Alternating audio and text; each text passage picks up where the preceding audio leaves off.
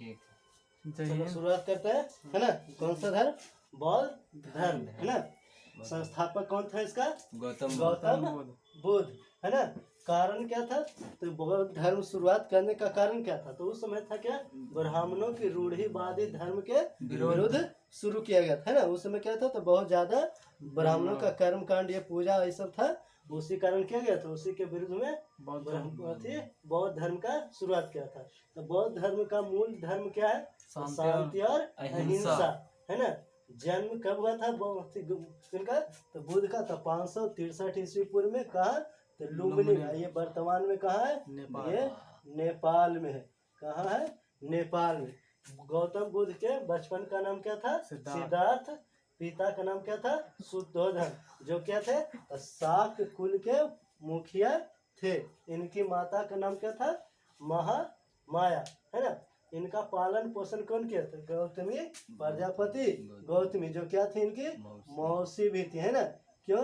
तो इनके जन्म के, यानी किनके? तो बुद्ध के जन्म के तुरंत एक सप्ताह के बाद ही इनकी माँ का मृत्यु हो गया था, है ना। इसी कारण इनका पालन पोषण प्रजापति गौतमी ने किया था, जो मौसी के साथ साथ इनकी सौतेली माँ भी थी, है ना। पत्नी का नाम क्या था? यशोधरा। पुत्र का नाम राहुल, है ना। इनका जन्म जब हुआ था तो इनके जो महल में पुरोहित थे, उन्होंने इनके बारे में जो मान्यता दिया था, उसमें दो अथी बताया था कि अगर ये राजा बनेंगे तो बहुत बड़ा प्रतापी राजा बनेंगे, और अगर क्या, अगर ये तपस्वी बनेंगे तो बहुत बड़ा तपस्वी। लेकिन इनके पिता थे, जानते थे कि ये मेरा एक ही पुत्र है, इस कारण क्या कहते थे? इन्हें राजमहल के ही अंदर ही सारा क्या हुआ था? व्यवस्था किया गया था, जिससे कि इनका बाहर के दुनिया से कोई अथी नहीं हो। लेकिन इनका जो घोड़ा था कंटक, और इनका एक सारथी था जो छन, इसे इन्होंने उसके साथ जिद करके अपने राज्य को घूमने की जिद की। तो इसके साथ क्या चीज? तो घोड़ा साथ राज घूमने गए, तो इन्होंने मुख्य रूप से 4 दृश्य देखा था, जिनके तहत ये क्या किए थे? घर त्याग थे। तो पहला क्या देखे थे? तो बूढ़ा व्यक्ति को बैठे हुए देखे थे। दूसरा देखे थे बीमार व्यक्ति। तीसरा शव यात्रा, और चौथा जंगल में देखे थे सन्यासी व्यक्ति। इन चारों में देखने पर इन्हें ये सबसे ज्यादा इनसे प्रभावित हुए, इसलिए ये क्या हुए थे? तो 29 वर्ष की अवस्था में क्या किए? गृह त्याग कर दिए, है ना।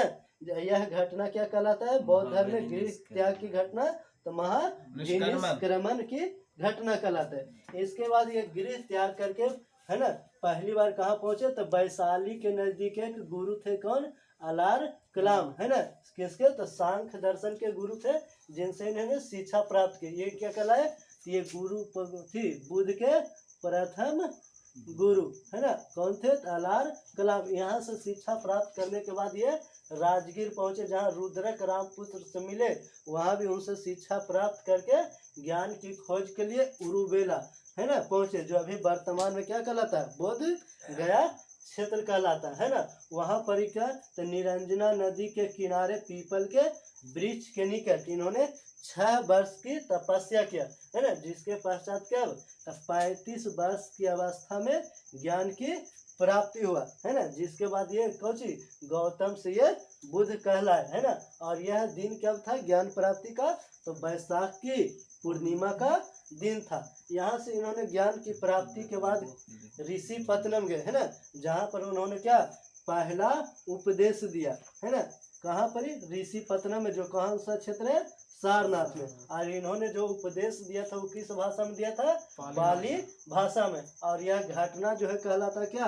पहला उपदेश देने की जो घटना है वो क्या कहलाता है? धर्मचक्र प्रवर्तन। तो 5 शिष्यों को इन्होंने ब्राह्मणों को शिक्षा दिया था, है ना, उपदेश दिया था, जिनमें कौन था? तो आनंद, उपाली, श्रेयपुत्र, मुगलान और अश्वजित था, है ना। ये इन्होंने जो अपने बौद्ध धर्म का प्रचार किया तो कौन से क्षेत्रों में ज्यादातर? तो मगध, वैशाली और सारनाथ क्षेत्रों में इन्होंने बौद्ध धर्म का बहुत ज्यादा प्रचार किया। इन्होंने जो सबसे अधिक उपदेश दिया वो कौन सा क्षेत्र में? श्रावस्ती में दिया, है ना। श्रावस्ती कौन थी? तो कौशल की राजधानी था।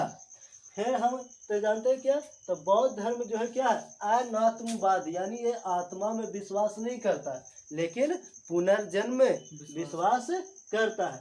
बुद्ध का जो जन्म है ना, जन्म और मृत्यु का जो टाइम पीरियड है 563 ईस्वी और 483 ईस्वी पूर्व, जो कौन सा, तो चीनी परंपरा के कैंटोन अभिलेख के आधार पर इनके जन्म और मृत्यु का तिथि को निर्धारित किया गया है ना।